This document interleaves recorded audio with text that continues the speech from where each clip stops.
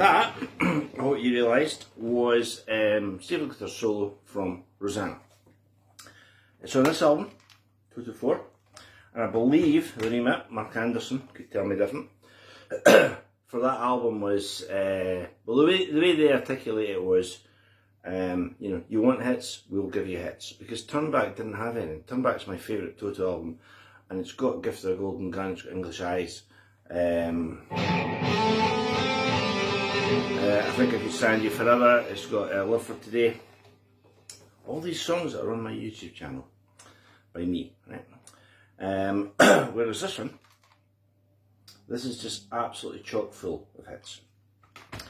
And I would say that along with probably Rumours, for, you know, for being reasonable, it's Rumours and Hotel California, this is probably the best album of its era, and like who it connects with, and how much of a conceptual piece it is, how it all fits together, how many great songs, how much great play, etc, etc. Now, when that came out,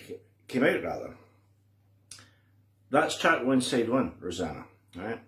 And it's got, you know, it's got millions of great bits. You know, it's got the whole, you know, not quite a year since you went away, and the keys play, and then you know, all these lovely little touches. If you listen to Steve Lukather's guitar, it is as clean as, like, you know, well, I think there's an advert on TV when children define clean and stuff, but it's as clean as, you know, the cleanest bit of tissue paper, right? And you know, a lot cleaner than that. Really, really clean sound. And then, you know, he rocks it up for it. All these bits, right? Now, this solo, Rosanna, is hugely controversial. Am I right, Ted? Thank you. Because you'll notice the bear's back, stone cold sober, as a rare occurrence. Sorry, Ted. This is a really, really controversial solo, and it's controversial because everyone plays it different ways, right? And there's only one right way, and that's how he plays it, right? And if you go and see Toto, you'll notice he plays it pretty much the same every time, every live show that I've seen, every film I've seen, you know. That's obviously, believe it or not, easy for him to play, whereas the rest of us are kind of sweating a bit to do it. And I'll tell you why.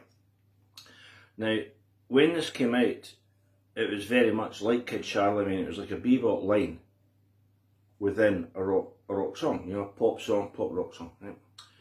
And obviously, Rosanna starts with this. It's an F, right? I've got tons of delay on, you know, just for that kind of 80s thing at the moment. I didn't put any chorus on. I was going to put the Dimension chorus on, but I didn't. And then we get the line, you know, with the wraparound pinky.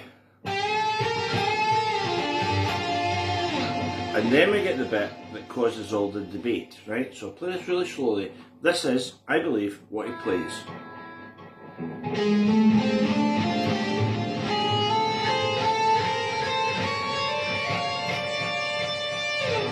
Right? Now you see lots of people play it different. You usually hear the last line, just before. Right, but, you know, I think that's what he plays. Yeah. Now, if you're looking at it, if you're watching yourself playing it like in a mirror, if you're filming yourself playing it, just watch where your finger goes. Now, if you imagine my first finger is going to be in the 10th fret, right? Watch this. Right? Hey, it's on the 9th. It's on the 10th. It's on the 9th. And that's a good way to know, you know.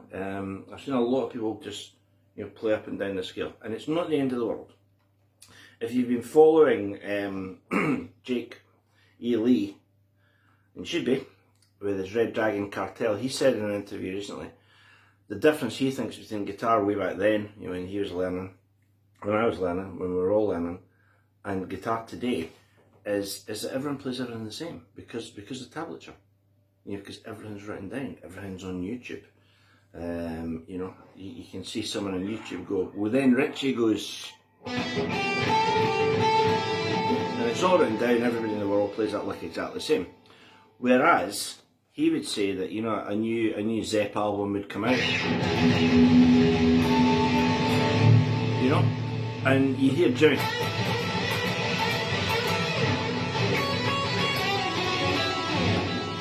And he said his friends would, you know, he and his friends would meet up and they'd all say, you know, have you heard the Zeppelin album? Isn't it fantastic? You know, have you heard this light where Jimmy does this? And they'd all play it differently because they'd all hear it slightly differently. And I think that's a massive thing. This one though is played differently because it's complex. It's, you know, it's not easy. You can't sing it unless you're a very accomplished singer. None of us can go ba ra ba ba ba ba ba ba ba ba ba ba ba ra ba ba. You know, I can't do it. Very few people could sing that. And there's my golden rule for learning something on the guitar. If you can sing it, you can play it. If you can sing it, you just take it really slow. Andy Powell's solo in Leaf and Stream. Yeah, you can listen to Arrogant and go ba ba ba ba ba ba ba. So if you go, whoa, no, hey, got it, right? Back to Rosanna. As if that solo wasn't enough, at the tail end of the song, they go into a jam section where David Paich plays that bit and the keyboard goes. And it's a kind of, you know, loose, sort of jazzy bit, right? And Luke plays a solo that is just absolutely beyond belief, right? Again, it's hugely controversial because we all play it differently. But I'm going to attempt today to show you how to play that solo. Now the first light you probably know is, yeah, you know the end of the jam, Rosanna, and Luke goes, except he doesn't, does he, Ted? So back in a minute.